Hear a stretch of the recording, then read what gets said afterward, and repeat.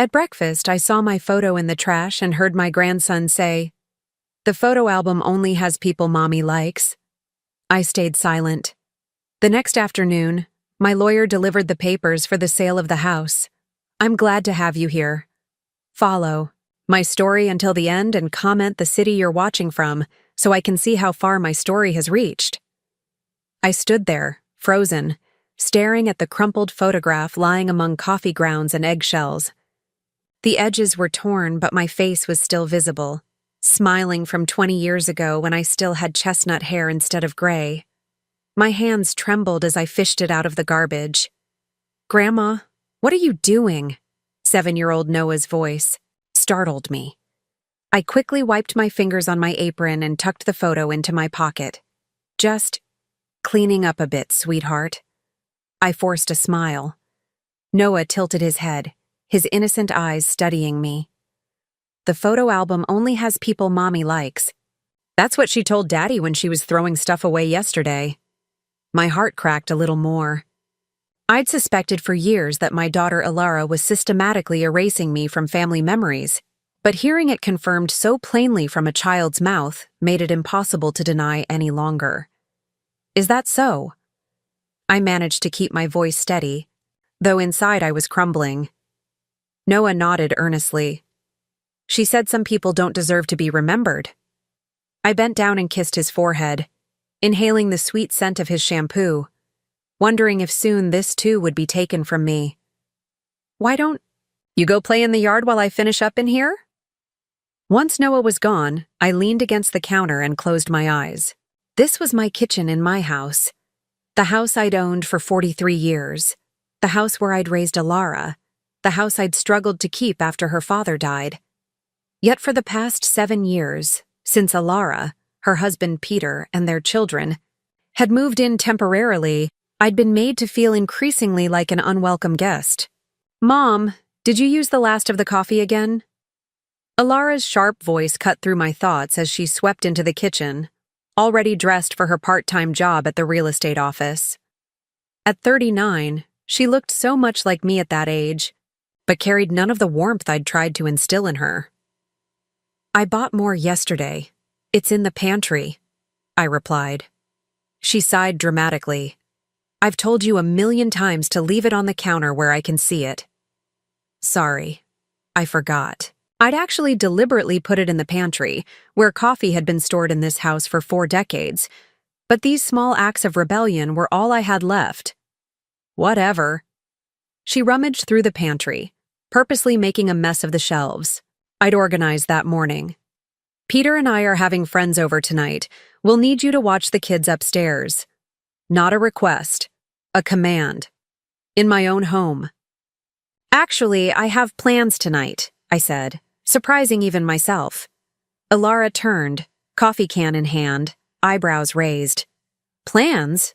What plans could you possibly have?" The dismissive tone, the underlying message that my life couldn't possibly contain anything important, ignited something inside me. "I'm meeting with Stanley Cooper," I said, mentioning my late husband's attorney, a name I knew would get her attention. Her eyes narrowed. "Why?" "Just some paperwork that needs updating," I replied vaguely. In truth, I had made the appointment that morning, after weeks of consideration. 7 years of being treated like a servant in my own home. 7 years of watching Alara and Peter live rent-free, contribution-free, respect-free under my roof. 7 years of being pushed further into the margins of family life, while they took over every room, every decision, every conversation. Finding my photograph in the trash was just the final confirmation that I needed to take action. "Fine, I'll get Mrs. Winters from next door," Alara huffed, clearly annoyed but not suspicious enough to press further.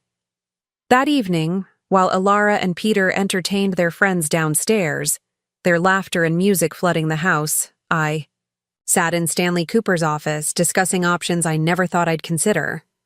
"You're absolutely certain about this, Inez?" Stanley asked, his kind eyes studying me over reading glasses. I nodded, my heart heavy, but my resolve strengthening. "It's time, Stanley. They've been temporarily living in my house for 7 years.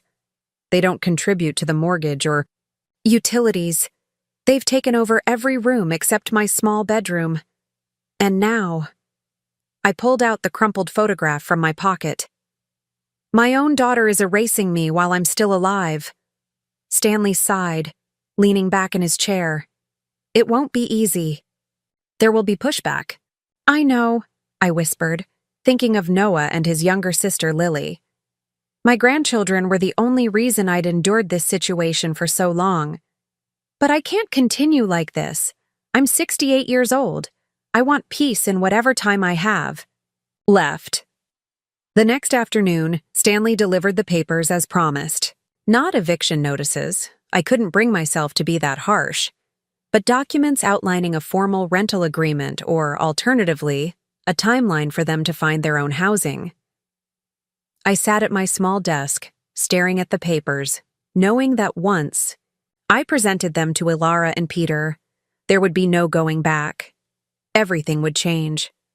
But as I heard Peter's booming voice commanding Noah to keep it down, followed by the sound of my grandson's muffled crying, I knew I had no choice. It was time to reclaim my home and my dignity, whatever the cost. The papers sat on my desk for 3 days while I gathered my courage. Each time I considered presenting them to Ilara and Peter, another memory would surface, making my hand pause over the documents. 7 years. It didn't happen overnight. It began with a phone call. Ilara sobbing that Peter had lost his job, that they couldn't make rent, that they might end up on the street with 4-year-old Noah. Just for a few months, Mom, she had promised. Until we get back on our feet. I still remember helping them move in, how Peter had complained about the size of the guest room, how Ilara had immediately rearranged my living room furniture without asking. I'd said nothing, wanting to be helpful, understanding their stress. 2 months later, Ilara announced her pregnancy with Lily. We'll start looking for our own place after the baby comes, she assured me. It just makes sense to stay put for now. By the time Lily was born, Peter had found another job, but it paid less than his previous position. We're saving up, became the new refrain. Just a little longer. A little longer stretched into years. I was washing dishes when the memory of my 65th birthday surfaced. How I'd come downstairs to find they'd hosted a party in my home but hadn't included me. Oh, we didn't think you'd be interested, Ilara had said when I appeared in my own living room, confused by the strangers occupying my furniture. It's just Peter's work friends. I had retreated to my bedroom that night, listening to laughter and music through the walls, feeling like a ghost in my own home. Then came the smaller indignities. Peter accidentally throwing out my favorite armchair, claiming it was too worn. Ilara repainting rooms without consulting me. My gardening tools disappearing. My special occasion dishes being used for everyday meals and getting chipped. When I dared express concern, the response was always the same. Don't be so uptight, Mom. It's just stuff. But it wasn't just stuff. It was my life being systematically dismantled. The financial burden grew heavier, too. My modest pension and Social Security had once been enough for me to live comfortably. Now it was stretched to cover 5 people. Grocery bills tripled. The electricity bills soared with multiple televisions and computers running constantly. When the water heater broke, it was my savings that paid for the replacement. We'll pay you back when we can, Peter always said, but that day never came. Then there were the comments within earshot. Mom's getting so forgetful. We really need to start thinking about her care options. This house is too much for her to manage anyway. I wasn't forgetful. I wasn't incapable. I was being deliberately undermined. The sound of the front door slamming jolted me from my thoughts. Heavy footsteps approached my bedroom, the only space that remained somewhat mine, though even that was regularly invaded. Inez? Peter's voice boomed through the door before he pushed it open without knocking. Have you seen my gray suit jacket? Alara said she left it in here after organizing the closets. Organizing the closets. A pleasant euphemism for what had actually happened. Alara had decided my closet was wasted space, since I hardly had any clothes anyway, and had moved half of their belongings into it. I hung it in the hall closet, I replied, quickly sliding the legal papers under a magazine. Peter frowned, crossing his arms. At 42, he was a large man who used his size to intimidate, often standing too close when speaking to me. I already checked there. Then I don't know where it is, I said, keeping my voice even. Maybe ask Alara? She's not home, he said, irritably. She took the kids to that birthday party. I'm already late for my interview. An interview. This was news to me. You're looking for a new job? He shifted uncomfortably. Just exploring options. Construction isn't what it used to be. Translation?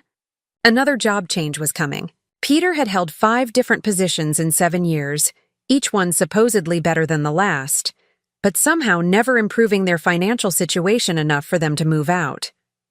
I hope it goes well, I said neutrally. He turned to leave. Then, paused. By the way, Noah mentioned you had some kind of meeting with a lawyer? Something about the house? My heart raced. I had been so careful not to discuss anything with the children. Noah must have misunderstood. I was just updating some personal paperwork. Peter studied me for a moment too long. Right. Well, if there's anything about the house, you should talk to us first. You know how Alara worries about you managing everything alone. The threat was thinly veiled. They were watching, suspicious of any move that might disrupt their comfortable arrangement. After he left, I retrieved the papers from beneath the magazine. My hand trembled slightly as I traced the formal legal language outlining my rights as the homeowner. Stanley had been thorough, presenting multiple options, from a formal lease agreement to a timeline for them to vacate. A crash from downstairs startled me. I rushed down to find Lily standing amid the shattered remains of a blue pottery bowl, a wedding gift from my mother, one of the few personal items I'd managed to keep in the main living areas. I'm sorry, Grandma, the 5-year-old whispered, her eyes wide with fear. I was trying to reach the cookies. It's okay, sweetheart, I soothed, bending to carefully pick up the larger pieces. Accidents happen. Mommy says you have too many old things anyway, Lily said innocently, repeating words clearly heard from her mother. I froze, a jagged piece of blue pottery clutched in my hand. Too many old things, like me. An old thing that had outlived its usefulness but stubbornly refused to disappear.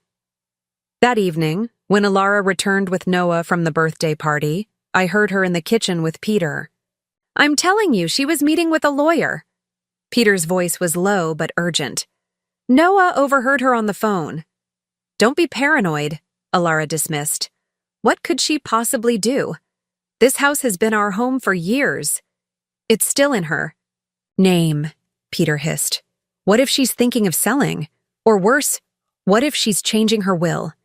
Their voices dropped even lower, but I'd heard enough. They weren't concerned about me. They were concerned about their claim to my property. That night, I couldn't sleep. Rain pattered against my window as I stared at the ceiling, thinking about how I'd ended up here. A prisoner in my own home, my existence tolerated only because of what I provided. Free housing, free childcare, free financial support whenever needed. Lightning flashed, illuminating the room, and in that brief brightness, I made my decision. Tomorrow, I would present the papers. Tomorrow, I would begin reclaiming my life. Whatever storm followed couldn't possibly be worse than the slow erosion of my dignity I'd already endured for 7 years. Morning arrived with unusual clarity. I'd expected to wake with doubts, but instead felt a strange calm as I prepared breakfast. The same breakfast I'd made nearly every day for 7 years while my daughter and her husband slept in. Pancakes, Grandma, Noah asked, climbing onto his usual stool at the counter. His hair was tousled from sleep, his Spider-Man pajamas wrinkled. Blueberry, I confirmed, sliding a plate in front of him. Your favorite. He beamed, immediately, drowning the stack in syrup. You always remember. Such a simple observation, yet it squeezed my heart. I did always remember. The little things that made each of my grandchildren feel special. Noah's blueberry pancakes, Lily's crusts cut off her sandwiches, the dinosaur-shaped chicken nuggets they both preferred. The specific way each liked to be tucked in at night. Would Alara remember these details if I weren't here? The thought sent a chill through me. Morning, Alara mumbled, shuffling into the kitchen in her bathrobe, heading straight for the coffee I'd already brewed. Peters, got that second interview today. He'll need the car. Not a request, not even a complete thought, just another assumption that my needs were secondary. I have an appointment this afternoon, I said, flipping another pancake. Alara frowned over her coffee mug. Can't you reschedule? This interview is important. So is my appointment. I kept, my voice level, focusing on the pancake rather than her incredulous expression. What appointment could possibly be so important? The dismissive tone was back, the one that implied my life consisted of nothing but serving their needs. I slid the last pancake onto a plate. I need to speak with both you and Peter this evening, after the children are in bed. Something in my tone must have registered because Alara's eyes narrowed. What's this about, Mom? This evening, I repeated, setting down the spatula and leaving the kitchen before she could question me further. As I dressed for the day, I heard them in the hallway. Alara's hushed, urgent tones and Peter's deeper rumble. They were already strategizing, already preparing to counter whatever I might say before they'd even heard it. For a moment, my resolve wavered. What if this made everything worse? What if they retaliated by keeping the children from me? What if the confrontation became ugly and traumatic for Noah and Lily? But then I caught sight of the crumpled photograph I'd rescued from the trash, which I'd placed on my dresser as a reminder. My daughter was already erasing me from the family narrative. How much longer before the children began to see me as Alara clearly did, as an inconvenience, an obstacle, someone whose presence was tolerated only for what I provided? I picked up the legal papers from my desk and slipped them into my handbag. Whatever happened next, I couldn't continue as I had been, disappearing piece by piece in my own home. The day passed in a blur of routine tasks and mounting tension. Peter returned from his interview radiating the false confidence I'd come to recognize as his response to failure. Alara was unusually quiet, watching me with suspicious eyes as I prepared dinner and helped the children with homework. At 8:30, with both children finally asleep, I made tea and set 3 cups on the kitchen table, a small ritual of normalcy before what I knew would be anything but a normal conversation. So, what's this about, Mom? Alara asked as soon as she and Peter joined me at the table. Her arms were crossed defensively. She hadn't touched her tea.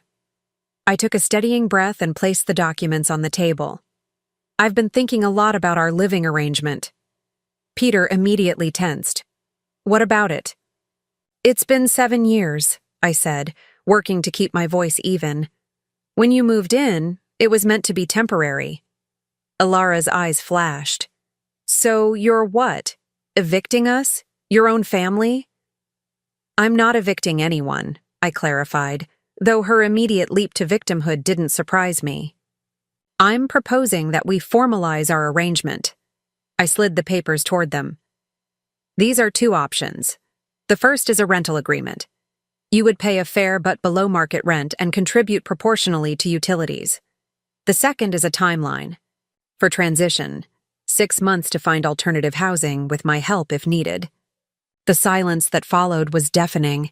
Peter's face had turned an alarming shade of red, while Alara's had drained of all color. You can't be serious, she finally said, her voice barely above a whisper. I'm very serious, I replied. This situation isn't working anymore, Alara. Not for me. Peter slammed his hand on the table, making the teacups rattle. This is our home. No, Peter, I said firmly. This is my home. The home I paid for. The home I've maintained for 43 years. The home I've allowed you to live in rent-free for 7 years. Allowed?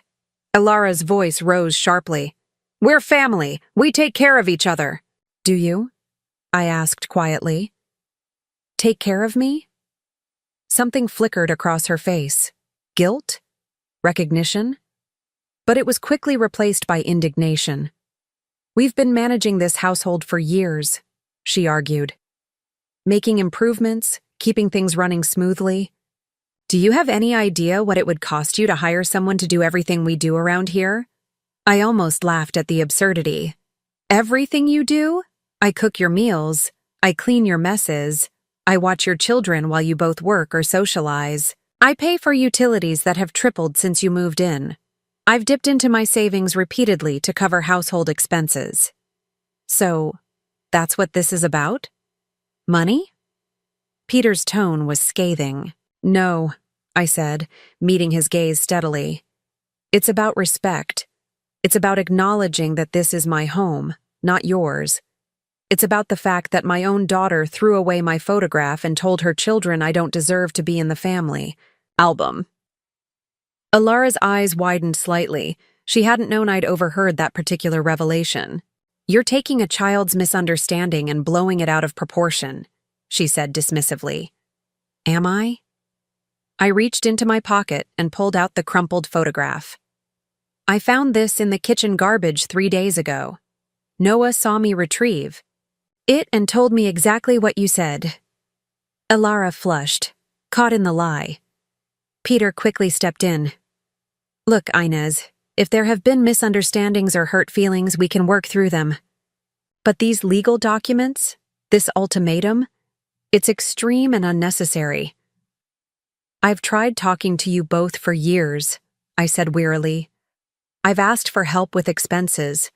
I've requested basic courtesy in my own home. Nothing changes. So, what happens? If we refuse? Peter asked, his tone dangerous now. You'll throw us out on the street? Your own daughter and grandchildren? I'm giving you options and time, I replied, refusing to be baited.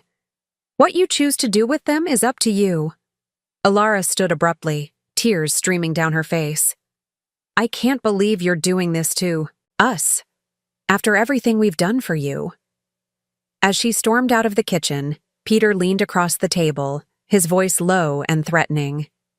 You'll regret this, Inez. I promise you that. He followed Alara, leaving me alone with the documents and cooling tea. Despite the confrontation, or perhaps because of it, I felt lighter than I had in years. The truth was finally out in the open. There would be consequences, difficult days ahead, but for the first time in a very long time, I had stood up for myself. I was reclaiming my home, one painful step at a time. I woke to a house of silence. No rattling dishes, no children's laughter, no morning greetings, just the hollow quiet of a home where war had been declared. For 3 days following our confrontation, Alara and Peter maintained a calculated freeze-out. They spoke to me only when absolutely necessary, in clipped tones that barely concealed their fury. They left early, returned late, and took the children with them whenever possible. It was psychological warfare, designed to make me cave under the weight of loneliness and guilt. I was in the garden, methodically weeding my tomato plants, when my neighbor Margaret called over the fence. Haven't seen the little ones around lately, she observed, wiping her brow with a handkerchief. At 72, Margaret had been my neighbor for nearly 3 decades. She'd watched Alara grow up and had witnessed the gradual takeover of my home with a disapproving eye. They're staying with Peter's sister for a few days, I replied, the lie bitter on my tongue. In truth, I had no idea where they went during the day. They didn't tell me, and I didn't ask. Margaret studied me for a moment. Everything all right, Inez? You seem different. I sat back on my heels, considering how much to share. I've asked Alara and Peter to either start paying rent or find their own place. Margaret's eyebrows shot up. Well, it's about time. That's been coming for years. Her immediate support loosened something tight in my chest. They're not taking it well. Of course they're not, Margaret scoffed. They've had a free ride for how long now? 7 years? They won't give that up without a fight.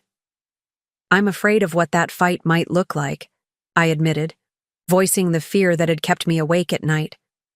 I don't want to lose my grandchildren. Margaret's expression softened. Have you spoken with a lawyer about your rights as a grandparent? I nodded. Stanley says I have options, but it would mean going to court if they try to cut me off completely. I don't want it to come to that. Let's hope it doesn't, Margaret said gently. But Inez, don't back down. You deserve better than what they've been giving you. Her words stayed with me as I finished my gardening and went inside to prepare a solitary lunch. The house felt cavernous without the children's energy filling it. I missed Noah's endless questions and Lily's imaginative games. I even missed the chaos of their toys scattered across the living room floor. But I wouldn't give in to emotional manipulation. I couldn't.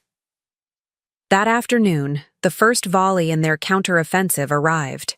My phone rang, my sister Barbara, calling. From Arizona.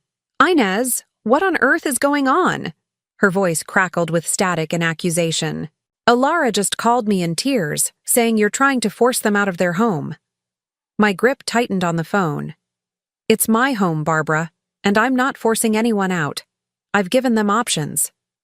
After letting them live there for years, you're suddenly changing the rules, Barbara argued. Alara says they've put thousands into improving the property, and now you want to charge them rent or make them leave? I almost laughed. What improvements?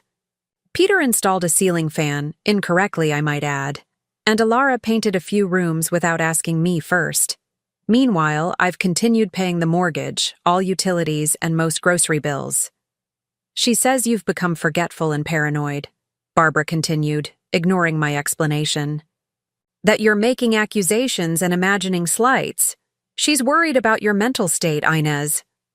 The calculated cruelty of it stung.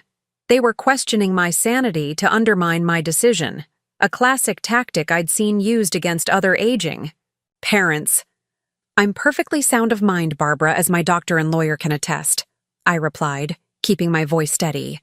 If you'd like to come visit and see the situation for yourself, you're welcome any time. Barbara sighed heavily. I'm just concerned. This doesn't sound like you. Maybe that's the problem, I said quietly. I've been too accommodating for too long. After hanging up, I sat in my armchair, trembling slightly. So that was their strategy. Mobilize family members against me while suggesting I was mentally unfit. It was both predictable and deeply hurtful. By evening, 3 more relatives had called, each reciting similar talking points. My niece Jennifer was particularly harsh. How could you do this to your own grandchildren? Do you want them to be homeless? When the doorbell rang around 8 o'clock, I almost didn't answer, expecting another relative sent to pressure me. Instead, I found Noah standing on the porch, his small backpack clutched to his chest. Noah? Where are your parents? I asked, looking past him to the empty driveway. They dropped me at Tyler's for a play date, he said, his voice small. But I told Tyler's mom I wanted to come see you instead. She drove me. I looked up to see a minivan at the curb, a woman waving from the driver's seat. I waved back, mouthing, "Thank you," before gently guiding Noah inside. Won't your parents be worried when they go to pick you up from Tyler's? I asked, concerned about the fallout. Noah shrugged. They said they weren't coming until 9. I just wanted to see you, Grandma, and make sure you were okay. My heart squeezed painfully. Why wouldn't I be okay, sweetheart? His lower lip trembled. Daddy said you're sick, that you're confused and saying mean things, and Mommy was crying and saying we might have to move because you don't want us anymore. I knelt down to his level. taking his small hands in mine. "Noah, listen to me. I am not sick or confused, and I will always, always want you and Lily in my life." "Then why do we have to move?" His eyes, so trusting and confused, nearly broke my resolve. How could I explain the complexities of adult relationships to a 7-year-old? How could I tell him his parents had taken advantage of my love for years? That they were now weaponizing him and his sister in an attempt to manipulate me? "Sometimes," I began carefully, "grown-ups need to have their own spaces. It doesn't mean we love each other any less. It just means we need some healthy boundaries." Noah's brow furrowed. "Like when you tell me and Lily not to come into your room without knocking?" I smiled gently. "Something like that, yes." He seemed to consider this, then nodded solemnly. "I always knock now, even when your door is open." "I know you do. You're very respectful. Unlike your parents," I didn't add. The sound of a car screeching into the driveway interrupted our conversation. Moments later, the front door burst open, and Alara rushed in, her face a mask of fury and panic. "Noah!" she cried, scooping him up. "We've been looking everywhere for you. Tyler's mom said you disappeared." "I wanted to see Grandma," Noah explained simply. Alara's eyes met mine over Noah's head, cold with accusation. "You should have called us immediately." "He just arrived," I said calmly. "And I would have, if you'd given me your new cell number. After you changed it 3 days ago." Her jaw tightened at being caught in another petty maneuver. Without another word, she carried Noah out to the car where Peter waited, engine running. I watched them drive away, a mixture of sadness and determination settling in my chest. They were escalating, using the children as emotional pawns, spreading lies to family members, isolating me from my support system. But they had miscalculated. Their tactics weren't weakening my resolve. They were strengthening it, proving exactly why this change was necessary. As I locked the door for the night, my phone pinged with a text from an unknown number. It was a photo of Noah and Lily, smiling, on a playground I didn't recognize, with a message from Alara. "Remember what's at stake." A threat, plain and simple. I sank onto the sofa, the house's silence pressing in around me like a physical weight. For the first time since making my decision, I allowed myself to cry, not from doubt, but from the heartbreaking realization that my own daughter would use her children as leverage in this battle for control. The war had moved beyond silent. It had become cruel.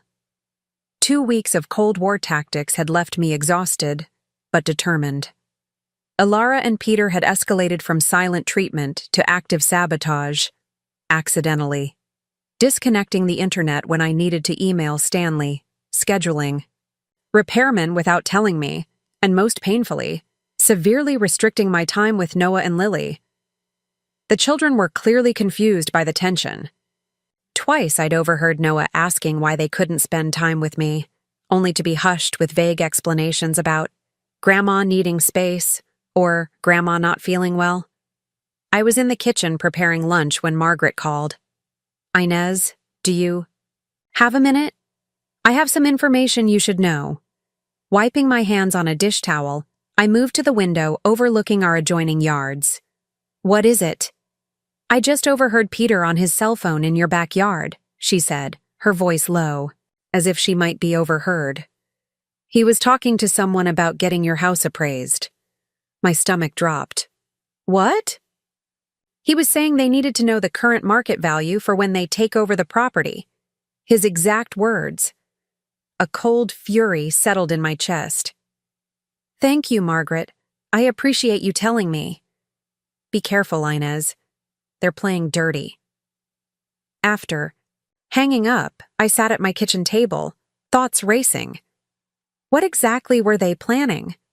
Was Peter simply being optimistic about wearing me down, or did they have some scheme to claim ownership of my home? I called Stanley immediately. "They can't take your house, Inez," he assured me after I explained what Margaret had overheard. "Your will currently leaves the property to Alara, but that can be changed. and they certainly have no legal claim to it while you're alive. Could they try to have me declared incompetent? Stanley's pause spoke volumes. It's a tactic some adult children use, yes, but it would require medical evidence, which they don't have. When was your last checkup? 3 months ago. Dr. Hansen gave me a clean bill of health, including cognitive function. Good. I suggest you get a copy of that report for our files. After the call, I went to my bedroom and opened my safe. Inside was my will, insurance policies, and a small jewelry box containing the few valuable pieces I'd inherited from my mother. Everything appeared untouched, but Peter's conversation about taking over left me deeply unsettled. I removed my will, planning to take it to Stanley for immediate revision. As I closed the safe, my gaze fell on the framed photograph beside my bed. Alara at her college graduation, beaming with pride as I stood beside her. It was one of the last truly happy moments we'd shared before she met Peter. Had he changed? Her so completely? Or had the selfish entitlement always been there, merely awakened by his influence? The sound of the front door opening pulled me from my thoughts. Quickly, I tucked the will into my desk drawer and headed downstairs. Alara stood in the entryway, alone for once. She looked tired, the dark circles under her eyes matching my own. "We need to talk," she said, her voice lacking its usual edge. Wary of another manipulation tactic, I nodded and led her to the living room. We sat on opposite ends of the sofa that I'd purchased 30 years ago, a sofa they'd been trying to replace for years, claiming it was outdated. "Peter and I have discussed your proposal," she began, carefully selecting her words. "We've decided we can pay $400 a month in rent." I almost laughed. The market rate for a 3-bedroom house in our neighborhood was 3 times that amount. "That's not sufficient, Alara." Her lips tightened. "It's all we can afford right now." "That's not true, and we both know it," I replied evenly. "Peter makes good money at the construction company. You work part-time. You have no student loans, no car payments, and you've been living rent-free for 7 years. Where does your money go?" The question hung in the air between us. I'd never directly confronted her about their finances before, having been trained, over the years, to accept whatever explanation they offered. "That's none of your business," she finally said, but her eyes slid away from mine. "It becomes my business when you're living in my home and claiming poverty to avoid paying fair rent." Alara's posture stiffened. "Fine. $600 then. That's our final offer." I shook my head. "The rental agreement Stanley drafted sets the amount at $1,200, which is still below market rate. It also requires you to pay 1/3 of the utilities and maintain renter's insurance." "That's ridiculous!" Alara's voice rose sharply. "We're family, not tenants." "Family respects boundaries," I said quietly. "Family contributes. Family doesn't erase members from photo albums or spread lies about mental decline." Her cheeks flushed. Noah misunderstood what he heard, and that photo was damaged. I was going to replace it. The lie was so transparent I didn't bother challenging it. Instead, I reached for the manila envelope I'd placed on the coffee table that morning, anticipating this conversation. "These are your options, Alara. Pay the fair rent outlined in this agreement, or begin making arrangements to move out within 60 days. I've included information on several affordable apartments in good school districts for the children." She stared at the envelope as if it might bite her. "You can't be serious." "I've never been more serious in my life." Her eyes filled with tears, whether genuine or strategic. I couldn't tell anymore. "Where are we supposed to go? How could you do this to your own grandchildren?" The emotional manipulation was so predictable it had lost its power. "I'm not doing anything to my grandchildren. I'm establishing healthy boundaries with my adult daughter and her husband after years of being taken advantage of." "Taken advantage of?" Her voice cracked with indignation.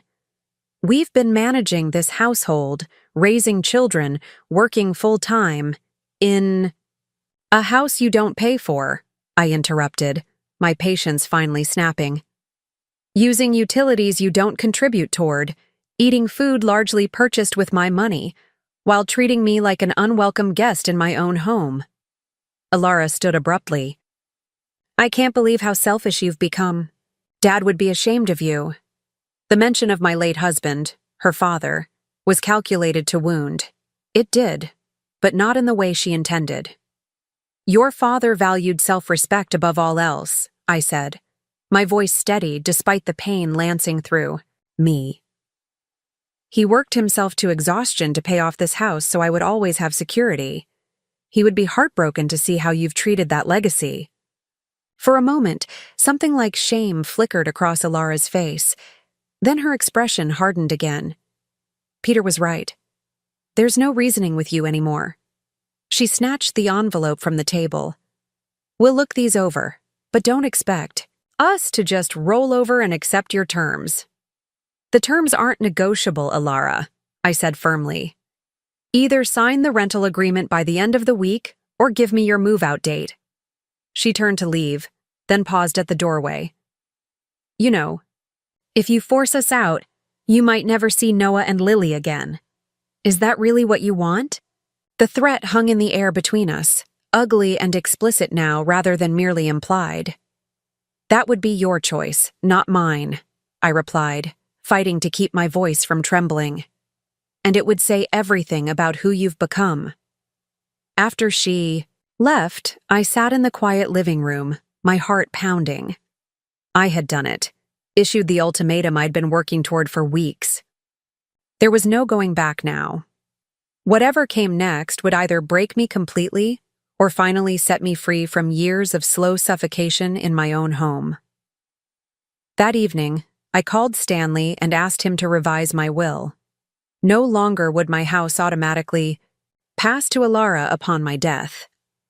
Instead, it would be sold, with the proceeds split between a trust for my grandchildren's education and several charities I'd supported over the years. It wasn't about revenge. It was about consequences, and finally acknowledging that the daughter I'd raised was not the woman who now lived under my roof. 3 days after our confrontation, I woke to unusual sounds from downstairs, drawers opening and closing, furniture being moved. Cautiously, I made my way to the kitchen to find Peter and Alara silently packing boxes. What's happening? I asked, though I could guess the answer. Peter didn't look up, but Alara turned to face me, her expression a mixture of defiance and defeat. We're moving out, she said flatly. Since you've made it clear we're not welcome here anymore. The dramatic framing didn't surprise me, but their decision did. I had expected more resistance, more manipulation, perhaps even legal challenges. I see, I said carefully. When? We found a place, Peter interjected, his tone clipped. We can move in next weekend. That was surprisingly fast. Too fast, actually, given the rental market in our area. Something didn't add up. Where? I asked. An apartment complex across town, Alara replied vaguely. It's not what we wanted, but since you've forced our hand. The guilt trip was so transparent. I almost smiled. I'm glad you found something suitable. Peter snorted derisively but said nothing more. They continued packing in sullen silence, ignoring me as I made my morning coffee. Later that day, while they were out, Margaret called again. Inez, I think you should know. Peter's parents bought a condo last month. I just overheard Alara telling her friend they're moving there, not to an apartment. The pieces clicked into place. So that's their plan. Make me feel guilty about forcing them into a cramped apartment when they're actually moving into a condo. Apparently, his parents are in Florida most of the year, so they'll have the place to themselves. Alara was laughing about how they won't have to pay rent there either. I sighed, unsurprised yet still disappointed by their continued dishonesty. Thank you for telling me, Margaret. Will you confront them? I considered the question. No. If they're leaving willingly, that's what matters. Let them keep their pride with their little deception. The week that followed was tense but productive. Ilara and Peter packed methodically, taking far more than they had ever brought into the house, including several items that had been mine. I said nothing about the missing serving platters, the vanished power tools, or the disappearance of the good towels. Small prices to pay for my freedom. The children, however, were another matter. Noah and Lily had been told they were going on an adventure to a new home, but they were clearly confused and upset by the sudden change. "Why can't you come with us, Grandma?" Lily asked one evening, her small face solemn as she watched me prepare dinner.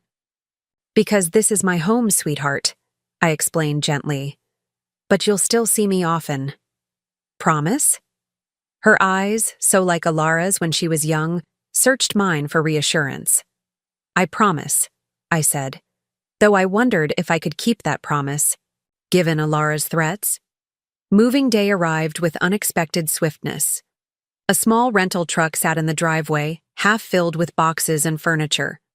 Noah and Lily ran between the house and truck, alternately excited by the novelty and anxious about the change. I stayed out of the way, watching from the kitchen as my home was gradually emptied of their presence. It was strange. The space already felt different, lighter somehow, despite the chaos of moving. "We'll be back for the rest tomorrow," Peter announced curtly when the yee truck was full. He didn't meet my eyes, hadn't looked directly at me in days. Ilara lingered in the entryway, her expression unreadable. "The kids want to say goodbye." Noah and Lily rushed to hug me, their small arms tight around my waist. I held them close, breathing in the scent of their hair, memorizing the feeling of their warmth against me. "We'll see Grandma soon, right, Mommy?" Noah asked, looking up at Ilara with trusting eyes. A moment of tension stretched between us. This was it, the moment Ilara would either honor the children's relationship with me or begin the process of severing it. Something shifted in her expression, perhaps recognition of the weight of this moment, perhaps simple exhaustion from the stress of moving. "Yes," she said finally. "We'll figure out a regular visiting schedule." Relief washed through me, though I knew better than to fully trust the promise. Still, it was something. A small opening where I had feared a complete closure. After they left, I walked slowly through my house, taking inventory of the spaces that had been reclaimed. It would take time to refill them with my own presence, my own choices, but for the first time in 7 years I could. That evening, I sat on my back porch, watching the sunset with a glass of wine, something I rarely did when the house was full of their chaos. The quiet felt sacred rather than lonely. My phone rang, displaying Noah's name. Actually, Ilara's phone, but she'd labeled it as Noah's for video calls with me. "Grandma? Can you see our new place?" Noah's excited face filled the screen as he spun in a circle, offering dizzying glimpses of what was clearly not an apartment, but a spacious condo with high ceilings and large windows. "It looks wonderful, Noah," I said, choosing not to comment on the obvious deception about where they were moving. "And guess what? I have my own room, and there's a pool." His enthusiasm was infectious, easing some of my worry about how the children would adjust. We talked for a few more minutes before Ilara's voice called from off-screen. "Time for bed, Noah." He said a hurried goodbye, and then surprisingly, Ilara appeared on the screen. "The kids wanted to check in," she said, her tone neutral but not hostile. "I'm glad they did. They seem excited about the new place." She nodded, hesitated, then added, "Peter's parents offered us their condo. It wasn't what we originally planned." The unnecessary lie hung between us. I simply nodded, unwilling to challenge it and disrupt this fragile moment of civil communication. "We'll bring the kids by this weekend, if that works for you," she continued. "They're already asking when they can see you." "I'd like that," I said carefully. After we hung up, I remained on the porch until the stars emerged, reflecting on how quickly everything had changed. The house behind me was emptier, but somehow fuller with possibility.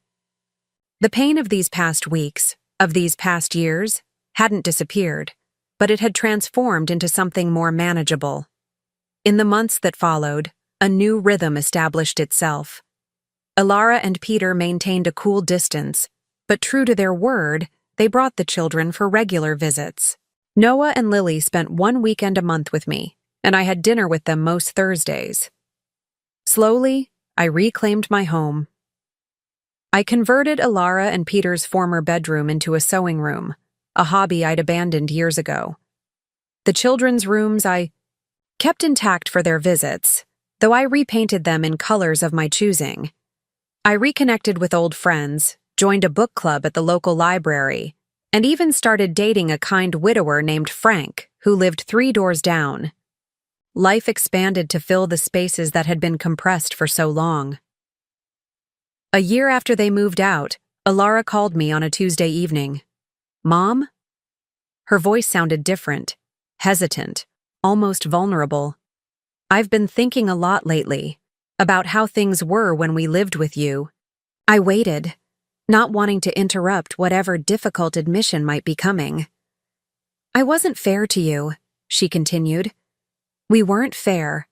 I think I always felt entitled to your house, your help, your resources, like it was owed to me somehow."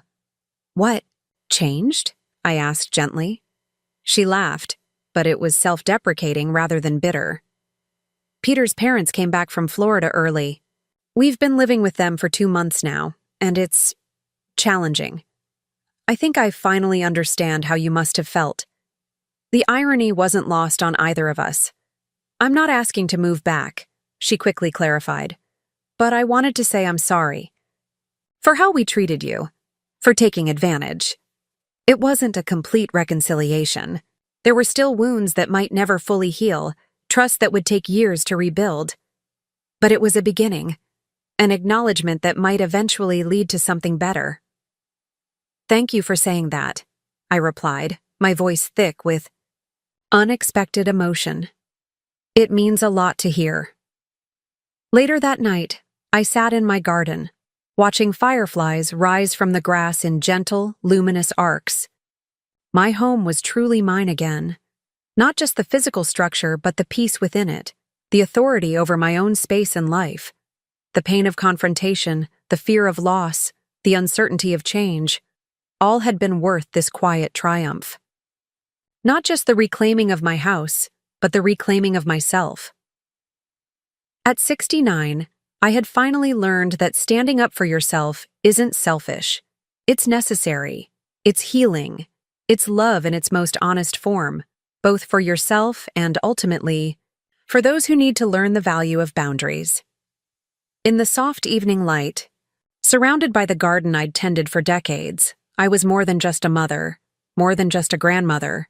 I was Inez. And that, at last, was enough. Now I'm curious about you who listened to my story. What would you do if you were in my place? Have you ever been through something similar? Comment below. And meanwhile, I'm leaving on the final screen 2 other stories that are channel favorites, and they will definitely surprise you. Thank you for watching until here.